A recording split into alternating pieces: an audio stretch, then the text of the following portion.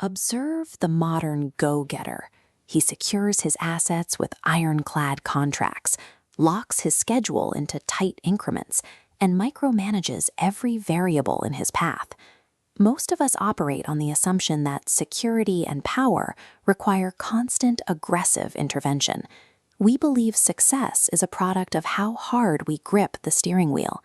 Yet the harder we grip, the faster these artificial systems snap. Contracts reveal loopholes, rigid schedules collapse at the first delay, and the friction of trying to control everything leads to total exhaustion. Curious, slightly hushed, these ancient bamboo slips contain the Tao Te Ching, a text over 2,000 years old. It suggests that this aggressive striving is the specific cause of our failure. The text presents a paradox. Those who master their domain achieve victory by doing the opposite of the modern hustler. In this framework, security comes not from building heavier vault doors, but from changing how we interact with resistance. Modern skill announces itself through visible effort and trophies. Taoist skill, by contrast, leaves no traces and no evidence of its procedure. Chapter 27 describes this master through 3 paradoxes. They travel without leaving tracks, bind objects perfectly without strings, and securely lock unopenable doors, all without using a single bolt. A heavy metal bolt is unnecessary if you understand the natural alignment of circumstances. When opposing forces balance into immovable equilibrium, external locks are no longer required.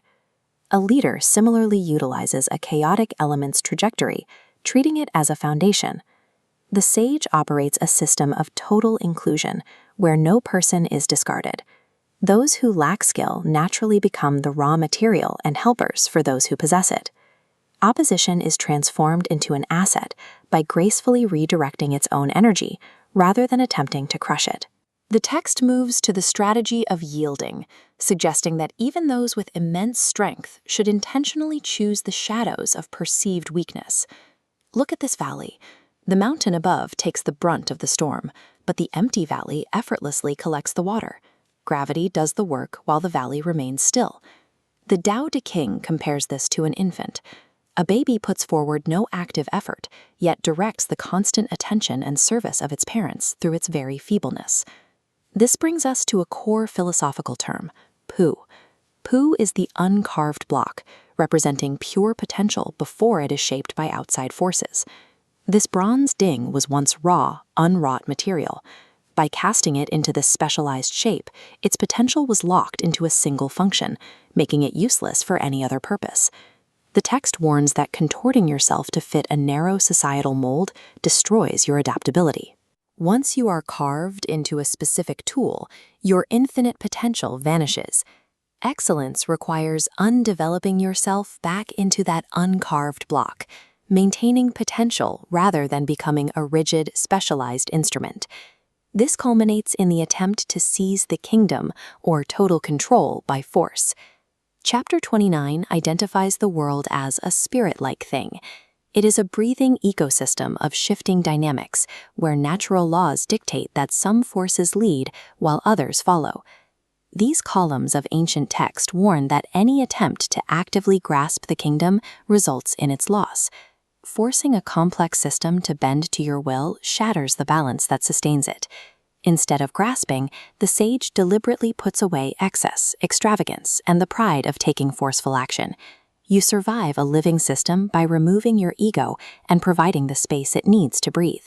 The term for this entire strategy is wu wei, or effortless action.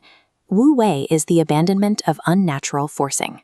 It is the specific efficiency of surfing a wave, rather than punching the ocean into submission. Consider the businessman at his vault again. Under the principles of Wu Wei, he stops adding locks. He drops his hyper-complex plans, steps back, and breathes. Obstacles naturally lose their friction and resolve around the stillness of the uncarved block. The final mastery lies in the release of the steering wheel. By harmonizing with the environment, a person can leave no trace and watch the world fall naturally into place.